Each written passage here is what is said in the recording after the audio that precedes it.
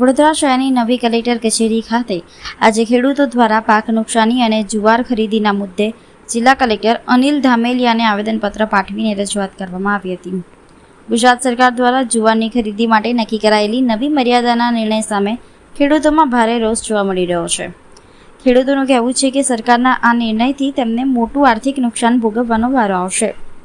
ગુજરાત સરકાર દ્વારા જુવારની ખરીદી અંગે લેવામાં આવેલા નવા નિર્ણય સામે ખેડૂતોમાં અસંતોષનો માહોલ સર્જાયો છે. અગાઉ પ્રતિ હેક્ટર 18.50 ક્વિન્ટલ જુવાર ખરીદવાની જોગવાઈ હતી, જ્યારે નવા ઠરાવ મુજબ હવે માત્ર 10 ક્વિન્ટલ એટલે કે 1000 કિલોગ્રામ જુવારની ખરીદી કરવાની મર્યાદા નક્કી કરવામાં આવી છે. સરકારના નિર્ણયને ખેડૂત વિરોધી ગણાવતા મોટી સંખ્યામાં ખેડૂતો આજે નવી કલેક્ટર કચેરીએ પહોંચ્યા હતા અને જિલ્લા કલેક્ટર અનિલ ધામેલિયાને આવેદનપત્ર આપીને રજૂઆત કરી હતી.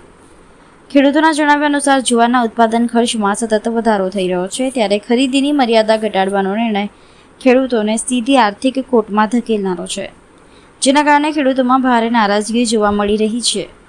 ખેડૂતોએ સરકાર સમક્ષ માંગ કરી છે કે 10 ક્વિન્ટલની મર્યાદા તાત્કાલિક અસરથી રદ કરવામાં આવે અને અગાઉના ઠરાવ મુજબ જથ્થાબંધ ખરીદી કરવામાં આવે, જેથી ખેડૂતોને પૂરતો ભાવ અને યોગ્ય વળતર મળી શકે.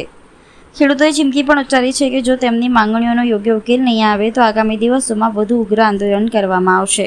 આજ રોજ ડભોઈ તાલુકામાંથી આ તમામ ખેડૂતો જે જુવારની ખરીદી MSPના ભાવથી સરકાર કરતી હતી એ મુદ્દાને લઈ આજે કલેક્ટરશ્રીને આવેદન આપવા આવેલા હતા, જેની અંદર સરકારશ્રીએ પરમ દિવસે એવો GR બહાર પાડેલો છે કે હેક્ટર દીઠ જે 1850 કિલો જુવારની ખરીદી ચાલતી હતી એ ઘટાડી અને માથા દીઠ વ્યક્તિ દીઠ 1000 કિલો જુવારની ખરીદી કરવાનો સર્ક્યુલર બહાર પાડેલો છે.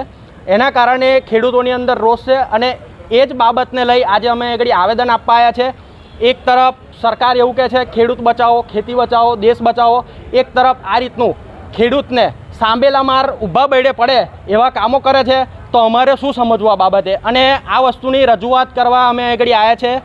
દરેક ખેડૂતો આજે ઉગ્ર રોષની અંદર છે અને આગળ જો આનું નિરાકરણ અમે આજે આપણા માધ્યમથી ડભોઈ તાલુકાના તમામ ખેડૂતોને કહીએ છીએ કે તમે પણ આની અંદર સામેલ થાઓ અને સરકારશ્રીને પણ કહેવા માગીએ છીએ કે આનું 24 કલાકની અંદર યોગ્ય નિરાકરણ લાવવા માટે આપણે આવેદન આજે અમે આપી દીધેલું છે. 24 કલાકની અંદર જો આનું યોગ્ય નિરાકરણ નહીં આવે તો અમે આગળ ઉગ્ર આંદોલનના મૂડમાં છે અને